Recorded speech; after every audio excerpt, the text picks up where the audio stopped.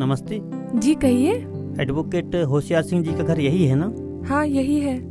आप? मैं उनकी वाइफ हूँ। अच्छा नमस्कार, मैं अशोक कुमार और ये है मेरी बेटी जया। नमस्ते। नमस्ते। इसी के केस के सिलसिले में वकील साहब से बात करने आए हैं। अच्छा अच्छा, आइए ना। आप लोग यहाँ बैठिए, मैं अभी वकील साहब को बुलाती हूँ। जी बहुत अच्छा। वकील साहब, आपसे कोई मिलने आए हैं।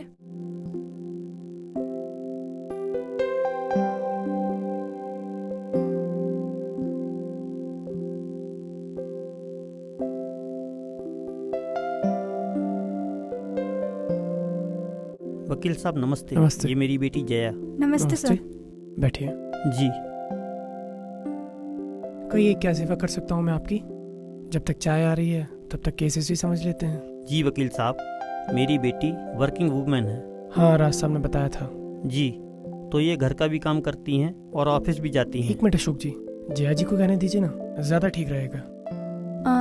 वकील साहब, वैसे तो मेरी दर्द भरी कहानी बहुत लंबी है, पर मैं शॉर्ट में कहती हूँ। घर और ऑफिस दोनों के बीच में मैं घड़ी के पेंडुलम की तरह रह गई हूँ। मैं समझ सकता हूँ। शाम को ऑफिस से घर आओ, शाम का नाश्ता, रात का खाना खिलाते पिलाते 11-12 बज जाते हैं। थक कर सो जाती हूँ, लेकिन सुबह उठने के लिए मुझे अलार्म की जरूरत नहीं पड़ती। क्यों? मेरे सासू ससुर की चिल्ला पुकारी काफी है।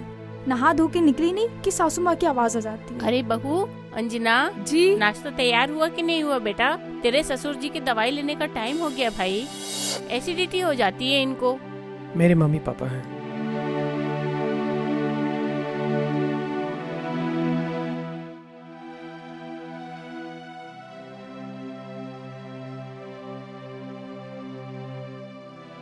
ये मेरी वाइफ है, ये भी नौकरी करती हैं। हाँ फिर? जैसे भाभी चाय नाश्ता रखकर चली गई, ठीक मैं भी वैसे ही नाश्ता रखकर चली जाती हूँ। फिर? फिर जैसे अरे एक किसी न मिनट, चाहे। वो कोर्ट का समय हो रहा है, जल्दी से मेरे कपड़ों को प्रेस कर दो। मैं वही कर रही थी। ओ हाँ, वो टाई नहीं मिल रही है, और लगे हाथ मेरे जूते भी पॉलिश कर देना, और सॉक्स नहीं मिल रहे हैं वो भी देख लेना। ठीक है। और लंच में आज क्या दे रही हो? जो आप कहो।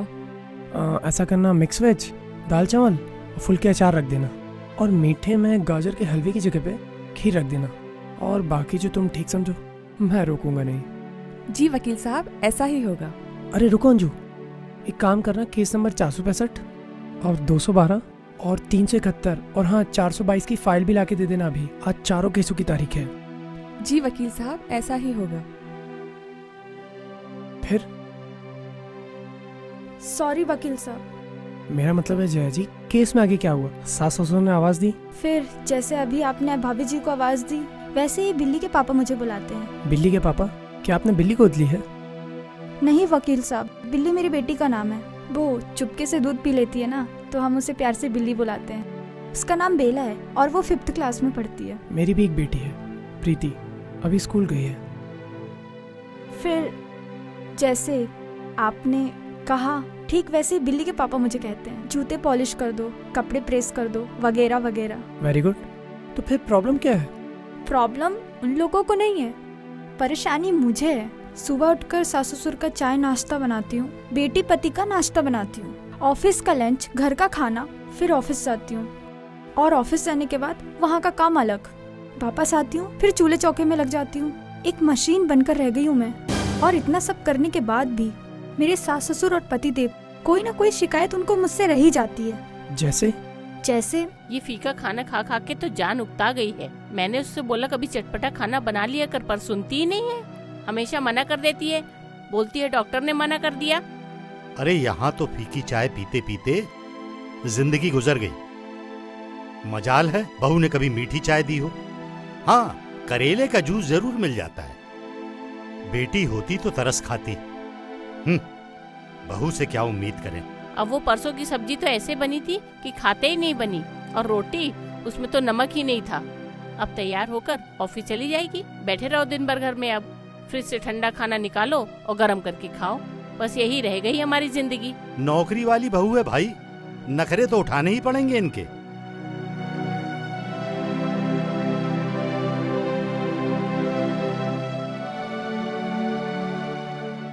वकील साहब, इसमें आपकी सारी फाइलें हैं। Thank you.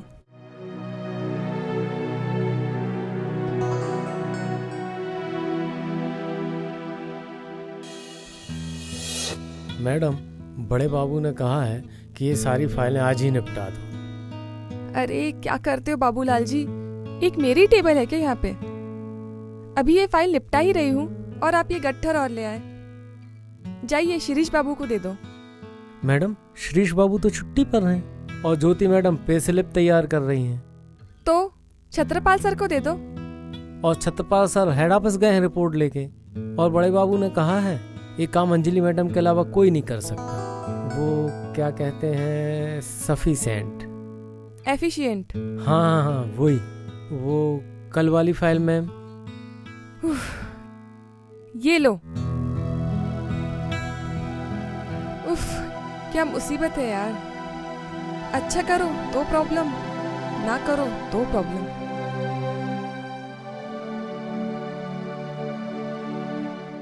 क्या हुआ अंजना मैडम, मूड क्यों ऑफ है आपका?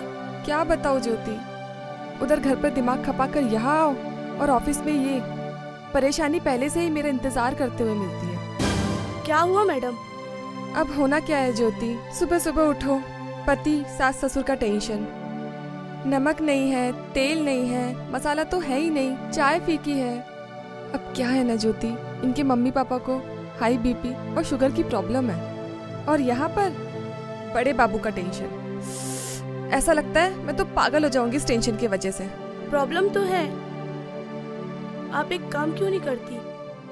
श्री सर तो वैसे भी परसों आ रहे हैं, हफ्ता 10 दिन की छुट्टी ले लीजिए और मायके हो आइए, आराम भी हो जाएगा और अपनों से मिलकर तरोताजा भी हो जाओगे। अच्छा सजेशन है, पर मैं मायके नहीं जा सकती। यहाँ प्रीति का स्कूल है और इनका कोर्ट भी है, और ऊपर से सास ससुर की जिम्मेदारी भी है, और अगर मैं मायके चली गई तो इन लोगों का ध्यान कौन रखेगा यहाँ पे? हाँ ये तो है, ससुराल में कोई होगा तो उसको बुला लीजिए।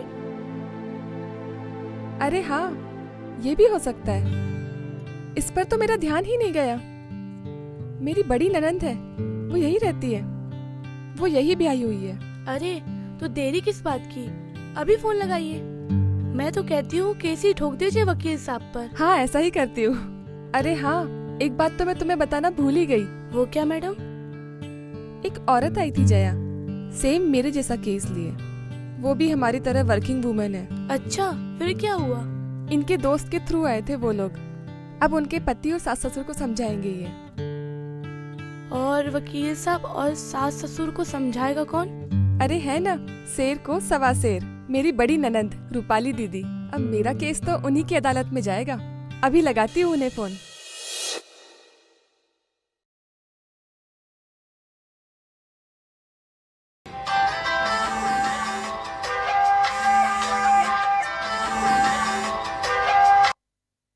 हेलो। हेलो रूपाली दीदी, मैं बोल रही हूँ अंजना। अरे अंजू, इतने दिनों बाद मेरी याद कैसे आई? बेईमान, कैसी है तू? अब दीदी आपसे क्या छुपाना, थोड़ी परेशानी तो है। परेशानी? क्यों, क्या हुआ? दीदी ऐसे घबराने वाली भी कोई बात नहीं है। दीदी आप ऐसा कीजिए, अभी की अभी मुझे सहेली रेस्टोरेंट पर मिली है, मेरा लंच टाइम बस होने ही वाला है। रेस्टोरेंट में क्यों? तू सीधे घर ही आ जाना यार। नहीं दीदी, घर बाद में आऊंगी, आप अभी सहेली रेस्टोरेंट पहुँचिए। जो हुकुम भाभी जी। कैसी हो मैडम, बताइए क्या बात है? ठीक हूँ दीदी, आप बताइए आप कैसी हो? मैं तो अच्छी हूँ। अरे भाई, तुम्हारे पास तो टाइम ही नहीं है हमारे लिए। क्या बताओ दीदी, कॉफी लीजिए।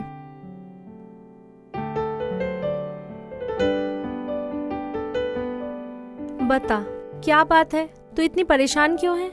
दीदी आज सुबह सुबह एक अजीब बात हुई। क्या हुआ? एक औरत जया अपने पिता के साथ आई थी, इनके किसी दोस्त ने भेजा था, वो भी मेरी तरह वर्किंग वुमन थी। आगे फिर क्या हुआ? फिर उसके बाद उसने अपने घर के हालात बताए कि किस तरह वो घर और ऑफिस के बीच में घड़ी के पेंडुलम की तरह बन गई है। लाइफ में कोई ठहराव ही नहीं, सुबह घर की जिम्मेदारी निभाकर ऑफिस पहुंचती है, वहां ऑफिस में ढेरों फाइलों में उलझी रहती है, वहां की अलग टेंशन, शाम को घर लौटकर फिर वही टेंशन, रात का खाना, शाम का ब्रेकफास्ट, और इन सब के बावजूद भी अकेली औरत से सबको परेशानी है। ये तो बड़ा अन्याय हो रहा है जया के साथ। मुझे अफसोस है, पर मेरी प्यारी बन्नो, एक बात बता, मुझे ऐसा नहीं लगता कि तूने यहाँ इतना अर्जेंट मुझे जया की प्रॉब्लम सुनने को बुलाया है। सच सच बता, क्या बात है? दीदी, वो औरत इन्हें अपनी कहानी सुना रही थी, लेकिन मुझे ऐसा लग रहा था जैसे वो मेरा दर्द बयां कर रही हो। समझ गई अंजू, सब समझ गई। शाबाशी है तुझको कि तूने दूसरी औरत को मिसाल रखकर अपने दिल का दर्द बयां कर दिया, और वो भी अपने पति और सास ससुर के खिलाफ बिना एक भी शब्द बोले। कितने ऊंचे संस्कार हैं तेरे। अब तू फिक्र मत कर, आज शाम को ही मैं घर आती हूँ। मम्मी पापा को भी समझाऊंगी और उस होशियार के बच्चे को भी देखती हूँ। पर दीदी, इन्हें पता नहीं चलना चाहिए कि मैं। तू डर मत, मैं हूँ ना। मैंने कॉलेज में बहुत ड्रामे किए हैं और आज फिर मौका मिला है। देख कैसे मजा चखाती हूँ सबको। ठीक है दीदी, तो आप घर आ जाइए। स्टेज तैयार है, और मैं शाम को आपके लिए क्या बना कर रखूं? कुछ मत रख, मैं आऊंगी ना, फिर डिसाइड करेंगे। ठीक है दीदी, आप घर आइए। I am so excited. I am also.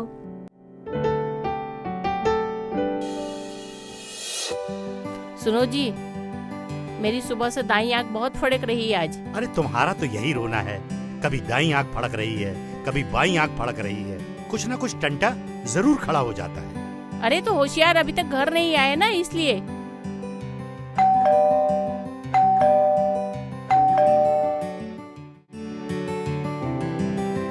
अरे आज इतनी जल्दी? सब खैरियत तो है? अभी पता चलेगा थोड़ी देर से। मतलब वो एक्चुअली सब ठीक है। वो मेरी तबीयत थोड़ी ठीक नहीं थी, इसलिए जल्दी घर आ गई। कहूँ तो वापस चली जाओ? क्या बात है, आज बहुत चहक रही हो। अब आपको तो शिकायत रहती है कि मेरे घर आ जाने से पहले घर आ जाया करूँ। जब मैं दरवाजा खोलूँ तो खुद मैं तुम्हारा स्वागत करूँ। अब सारी बातें यही करोगी या अंदर भी चलोगी?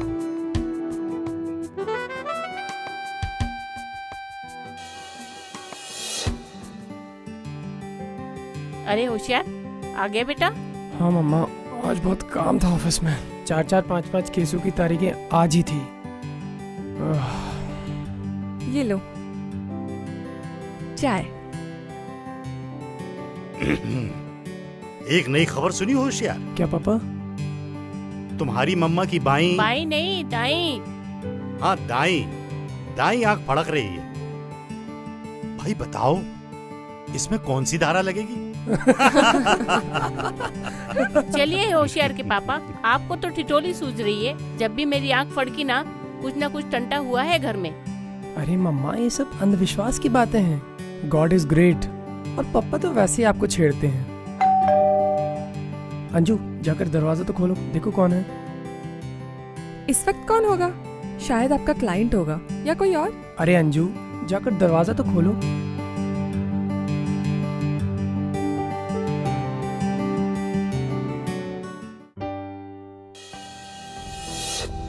ओह रूपाली दीदी, ये मैं आपकी क्या दशा देख रही हूँ। जिसके पिताजी होशियारपुर जैसे बड़े स्टेशन के स्टेशन मास्टर हो, और जिसका भाई वकील इतना बड़ा, और जिसकी भाभी सरकारी कर्मचारी, उसकी बेटी, बहन और ननन की कोई हालत तो देखो।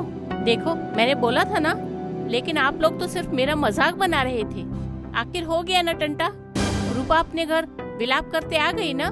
रूपा क्या हुआ बेटा, तुझे क्या हुआ? होना क्या था मम्मा, वही जग की पुरानी रीत। कहानी घर घर की। सास भी कभी बहू थी, बहू भी कभी सास, एंड फिर वही कहानी घर घर की। अरे दीदी, ये टीवी सीरियल के नाम लेना बंद करो और मुद्दे की बात करो। अरे मैं कोई टीवी सीरियलों के नाम नहीं ले रही हूँ। लाइफ साइकिल, बहू के जीवन चक्र के बारे में बता रही हूँ। पर दीदी, अचानक हुआ क्या? ये आप इस तरह, इस हालत में? अरे होशियार, पापा ने तेरा नाम इतने बड़े रेलवे स्टेशन के नाम पर रखा, तू भी नहीं समझा?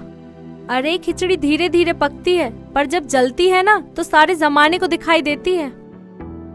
मगर दीदी, गैस की लौ ही कम कर दे तो खिचड़ी जले ही क्यों, और जमाने को पता ही क्यों चले? अरे बहना, मैं तो हमेशा ही लौ नीचे रखती हूँ ताकि खिचड़ी ना जले। पर ये है ना। कौन? मेरे सास ससुर और तेरे जीजा जी। जीजा जी भी? ये तीनों मिलकर मुझे चक्कर घिन्नी की तरह घुमाते हैं। मोहल्ले में जैसे बच्चे रस्सी से लट्टू घुमाते हैं ना, वैसे ही तीनों मिलकर मुझे पूरे घर में घुमाते हैं। इन सबका इतना ध्यान रखती हूँ, सबकी इतनी देखभाल करती हूँ, सबको टाइम पर दवाई देती हूँ, फिर भी कुछ न कुछ नुक्स निकालते रहते हैं। कहते हैं कभी चाय फीकी है तो कभी रोटी में नमक नहीं है, कभी दाल उबली नहीं है, कभी हलवा फीका है। कहते हैं बेटी होती ना तो ध्यान रखती, बहू है ना इसीलिए बदला ले रही है। और जीजा जी भी?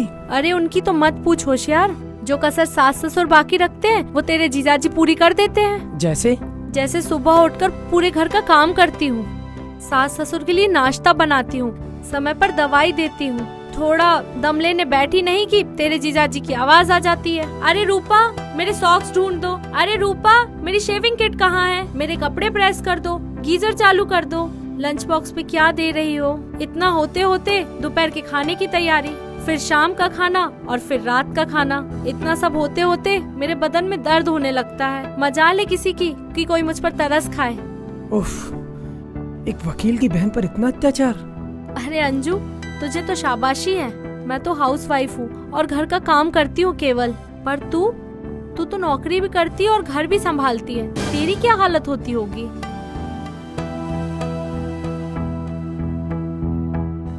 होशियार, एक नोटिस तैयार कर दामाद बाबू के नाम। होशियार, खाली नोटिस ही नहीं बल्कि कड़क नोटिस तैयार कर दामाद बाबू के नाम से। मैं तो कहता हूँ पप्पा, जीजा जी के साथ साथ दीदी के सास ससुर के नाम भी कड़क नोटिस तैयार कर लेता हूँ। शाबाश होशियार। रूपा तू अपने घर मत जा, यहीं रुक जा मायके, ससुराल मत जा, और तू चिंता भी मत कर। हाँ दीदी, बच्चों को भी हम यही बुलवा लेते हैं। जब जीजा जी को नोटिस मिलेगा ना तब पता चलेगा आटे दाल का भाव। कोर्ट में घसीटूंगा पूरे परिवार को। अरे मजाक है, होशियार सिंह की बहन का हरेसमेंट करना, अंदर करवा दूंगा सबको 7 साल के लिए। वाह शाबाश, अपनी बहन बेटी की बात आई तो खून खौल उठा तुम सब लोगों का। और कभी इस बेचारी के बारे में सोचा, ये भी उसी परेशानी से गुजर रही है जो अभी मैंने कही। और मम्मा पापा, अपनी बेटी का दर्द सुनकर आप लोगों की आंखें छलक उठी, पर इसका क्या, मायके से सैकड़ों मील दूर इस शहर में आपकी बेटी का घर बसाने खुशी खुशी चली आई। आप लोगों की इतनी देखभाल करती है, मुझे एक प्यारी सी भतीजी दी, गृहस्थी का आधा बोझ भी उठाती है नौकरी करके। और क्यों होशियार, तू तो लोगों के बड़े कॉम्प्रोमाइज कराता है ना। तूने जया का कॉम्प्रोमाइज कराया, अच्छा लगा, एक भाई का फर्ज निभाया। कभी इसके बारे में भी सोचते, पति धर्म निभाते, पर नहीं, घर की मुर्गी दाल बराबर।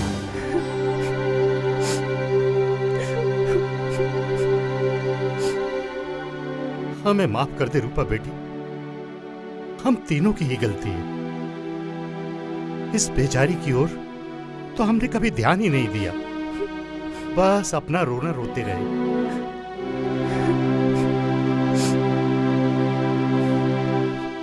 अंजू, हमको माफ कर दे बेटा, हमने हमेशा तेरे को बहू समझा, उसी नजरिए से देखा, कभी बेटी माना ही नहीं।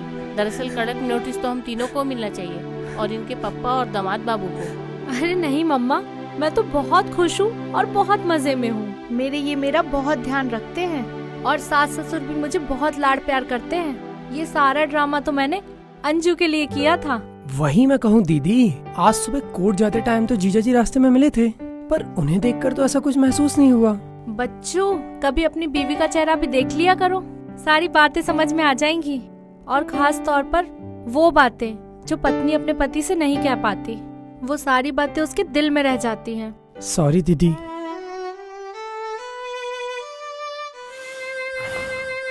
I'm sorry अंजू, मुझे माफ कर देना, मुझे माफ कर दो। दीदी आप बताइए, आपके लिए क्या बनाऊं मैं आज? कुछ नहीं। क्यों? अरे जब प्रीति कॉलेज से लौटकर आएगी ना, तो हम सब लोग आज रात को डिनर पर जाएंगे। ये भी बच्चों को लेकर जब तक आ जाएंगे। और हाँ सुन, तूने ऑफिस से छुट्टी ले ली ना? हाँ दीदी, पूरे 10 दिन की, कल से।